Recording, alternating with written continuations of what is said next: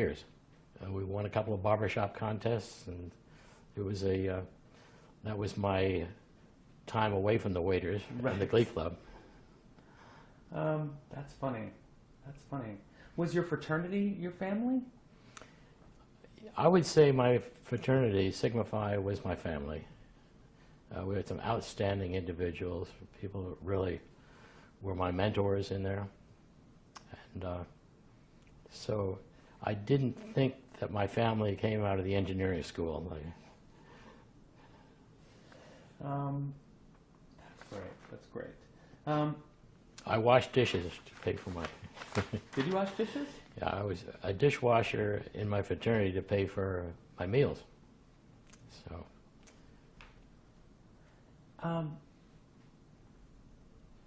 the waiters went on a big trip to like 8 or 9 countries or some crazy trip, and you had to quit. Just Mexico. Oh. And San Francisco. Oh, right. But it was a bunch of cities. Yeah. Like, because it was described to me, it was like we went to Mexico and then we flew to this in Topeka, I don't know, whatever, a bunch of cities. Yeah, right. And you went and you took a photo or something, but then you couldn't go. Yeah. Right? All right. So, what was it like for you? Well, first of all, why did you have to quit?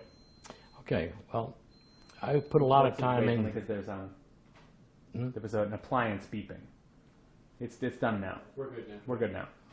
Yeah, It was a coffee maker or Maybe something the was dishwasher beeping. or The dishwasher or something. Dishwasher. Yeah. Okay. It'll beep again. I'll pull this thing out.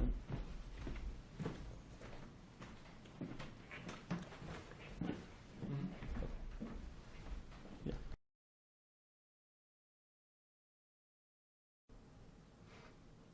Okay, good to go. So, what happened with this trip to Mexico and why you ultimately didn't go?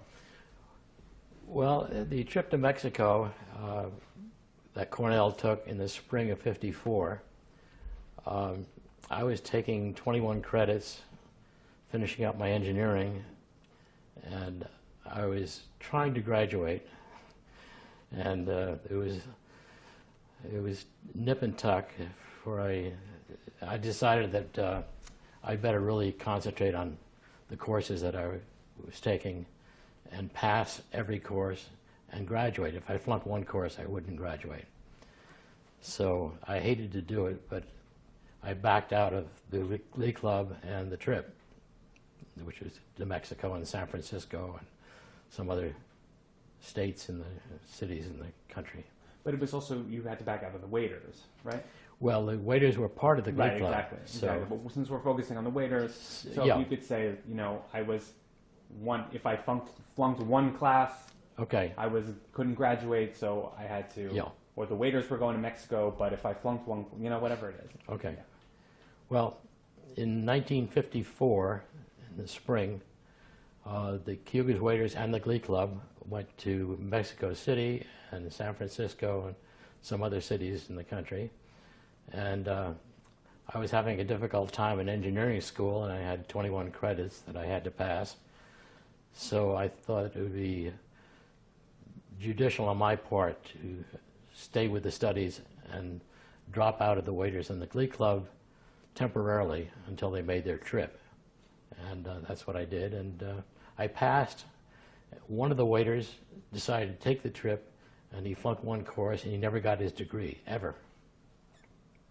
And that was sad. Was it hard for you to not get on that plane? Yeah, it was hard to make that decision. And just after I made that decision, the engineering school said, you can't make the trip. So, but it was a decision that I made myself. Right. And I just would never forgive myself if I had flunked a course and not graduated. So. Right. Okay, let's see here.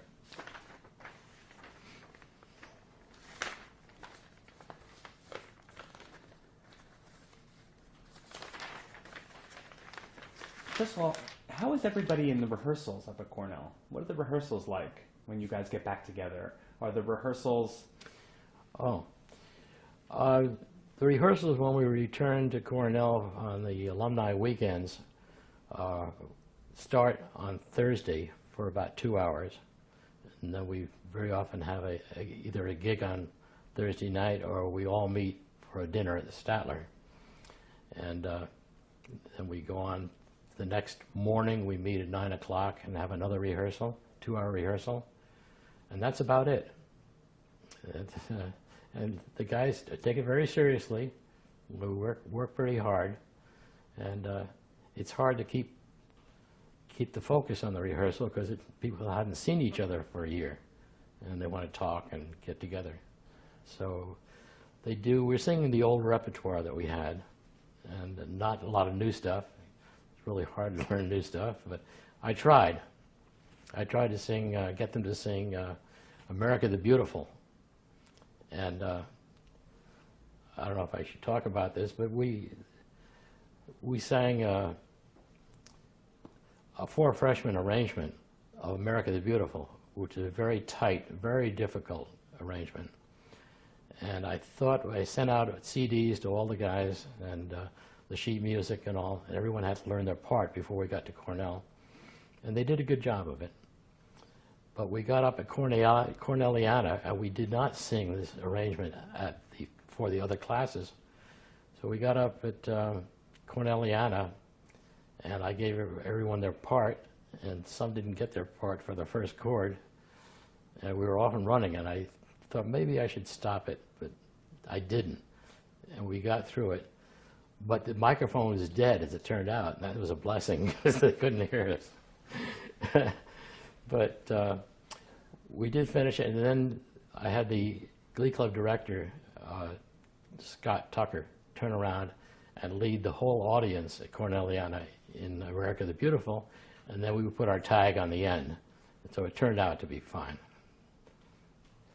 In the rehearsals, are people, I don't know, first of all, do you prepare in advance? Do you, in the car, are you doing your warm-ups? What is the drive up to Cornell like? Are you doing your warm-ups? Are you preparing the car? Do you rehearse in advance? I personally, with my wife, I can't play the record CD that much in front of her, but sometimes we listen to it once just to get the feel for the songs again. And I know all the parts, so I don't have to rehearse much. I've learned all my parts as melodies, so and that helps. Because Liz had told me that she, weeks in advance is preparing her voice and looking at the music, and that she shows up and she said, some of these old guys, they get up there and they think they don't have to practice the music, and she's like, and this one doesn't know it, and this one doesn't know it. Well, don't forget, Liz is a professional musician, and the other guys are not. And their memories are going. What is it like? We had talked about Cornelliana night. Do you want some water? Can I get you some water? You're okay? Yeah, I think I will. Okay, great. You can take a second. You ready? So we're going to talk about a few things. We'll talk about back in the day going to sing at the women's colleges. Okay. We'll talk about what it feels like to be back on stage at Bailey Hall again all these years later. Okay. Do you guys warm up in the bathroom sometimes? Did I hear that correctly? Because we do that. We did that. And Liz couldn't come in with us. Right. As I mentioned. And Zach, was there anything specific that you wanted other than the family stuff? I think it was really mostly about family. I mean, I'll listen and maybe something else will come up. Great, but great, yeah. great. Jack, can you do me a favor and look into this lens, please? Into that lens? Yes, sir. Okay.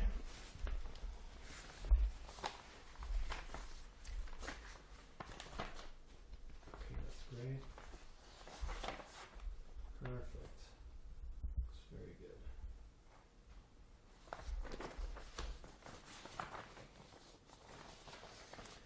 good. How much will you take out of this?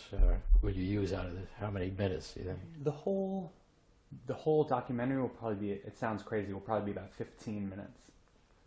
But, a bunch. Take what you can, Yeah, like everybody has a handful of great stories, and then we see you up at school, and we see you rehearsing, and we see... The whole documentary would be 15 minutes? Probably. Okay. But we've been talking, the goal is, by the time, it ends with you guys singing up on Bailey Hall, and then we'll see you the next morning saying goodbye to each other. Our hopes is that the audience will well up with tears and joy, and Okay. that we will have told in a short amount of time a moving story. Yeah. That's Well, the it's good. goal. Anyway, so are you ready? What draws you back every year? Is it the feeling of being on stage and the applause? Is it the friendships? Is it the what draws you back? Well, we're the Cougars Waiters, and we're used to having gigs and going to them. And one of our big gigs is to sing up at Cornell at our for the different classes at our reunion time. And I think it was just natural. They say, "We got a gig, let's go." And even though it's 50 years ago or 60 years ago, we're still taking up the call and going. Right. Can you describe what it's like up there? You know, Bailey Hall is a bigger, I don't know. Bailey Hall is a big auditorium with 1,000 seats, and You know, I don't know, what is it? well, I think Bailey Hall's about 1,300 seats. I find it easier singing for a very, very large audience than for a small audience. Intimate audience, you're right on top of people. So we're comfortable singing on the stage. The Bailey Hall, we've been singing on, 60 years ago we were singing on Bailey Hall stages. And it's very comfortable for us. There is a certain set of nerves that kick in, I think, when you're singing. But we try to sing in sort of a semicircle so we can hear each part. We hope that it comes out okay, but it's good. Our balance, I think, is pretty good from what I've heard of the recordings. For some strange reason, we always get 3 people in each part, so we get at least 12 people singing up there. And it usually goes pretty smoothly without a tremendous amount of rehearsal time. If you could say, like, when I'm up on stage, I feel like, how do you feel? Well, in Corneliana, that's the big gig for us.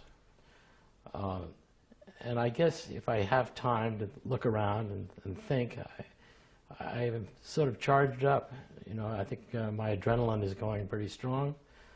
And I look at these guys and I say, my gosh, 60 years ago we were standing here on this stage singing the same songs. And we get tremendous applause at Corneliana night. Not necessarily for the quality of our singing, but the fact that here are these guys in their 80s, most of them in their 80s, getting up there on stage, if we can get up on stage, singing our same old routines. And we only sing one song at Corneliana. And we've been singing Every Time We Say Goodbye is one of the poignant ones. And we have others that we have sung, but only one song at a time. Sometimes we have sung Goodnight Little Girl, like to Dr. Davison. And there are 2 ladies in the audience in the front row, 102 years old each, and we sang Goodnight Little Girl to them, so that was fun. What are the lyrics to Every Time I Say Goodbye? Do you remember some of the lyrics? Every time we say goodbye, I die a little. Every time I say goodbye, I wonder why a little.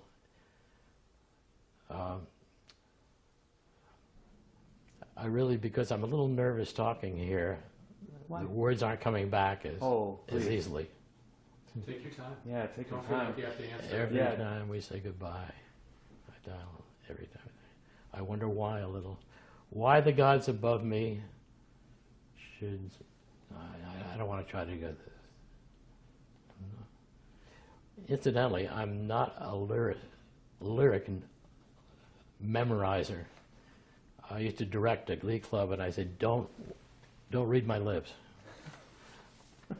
That's funny. That's funny. Can you Who tell me must about have- singing at the women's colleges back in the day? At women's college? At the all girls school.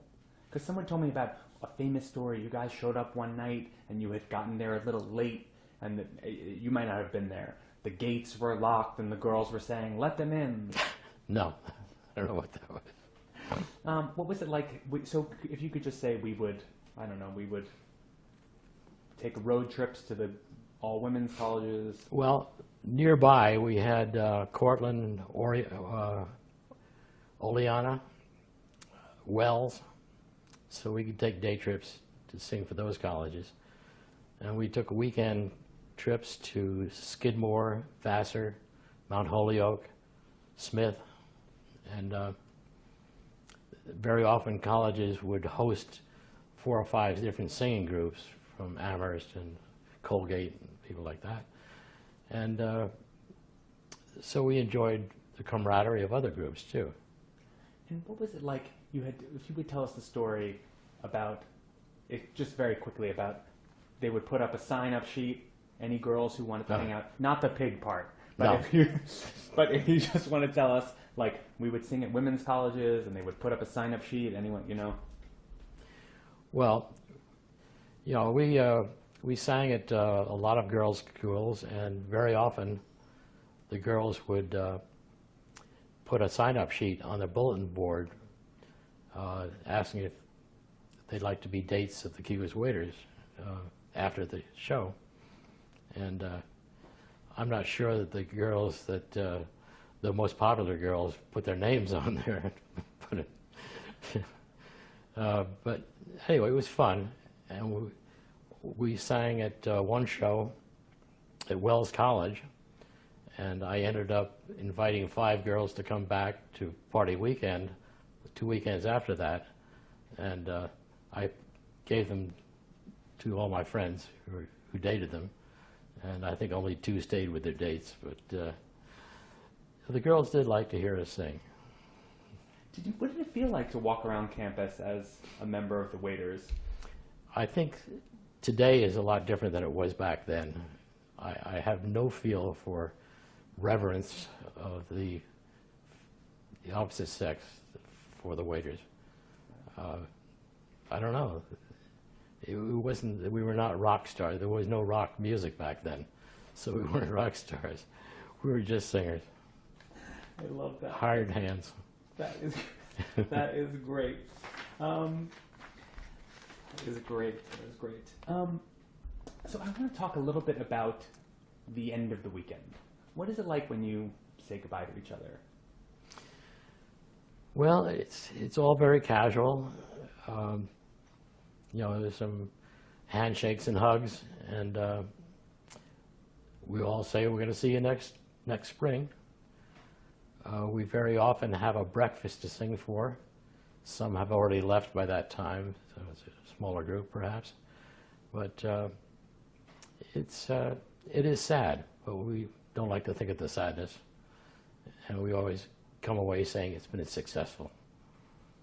And I always put together a picture book with some other people taking the pictures. Sometimes I take some. And for 16 years, we've been putting out this book after our rehearsals or after our singing engagements. You had told me on the phone a really beautiful thing that I'm hoping you'll say again. You had said the Grim Reaper is not a musician, but he may be filling a heavenly choir. Yeah. Because that's such a poignant, beautiful idea. Yeah. Well, I've signed a number of singing groups, and when you get to be my age, which is 85, you get people out there who the Grim Reaper thinks he wants to put in his choirs. So we've lost a lot of members of the Waiters, and some are not in very good health now. But we still seem to get 12 to 15 back on the stage every June. And we hope we continue to do that. Keep coming back as long as we can mount the steps. What do you think how would you describe the Cayuga's Waiters sound? Is there a way to describe what makes the sound? Well, the Cayuga's Waiters sound is mellow, seamless, is what we're looking for, I guess. Just nice, easy, sit back and listen and enjoy type music. It's not a big show. It's just easy listening, I would call it. We sing show tunes and a few novelty numbers, which are fun. But it's songs that people recognize, particularly people our age, because we sang for them, and they came from that era. And nothing particularly new or dynamic. It's really just easy listening, good music. We had talked about when you get up to school for the reunion,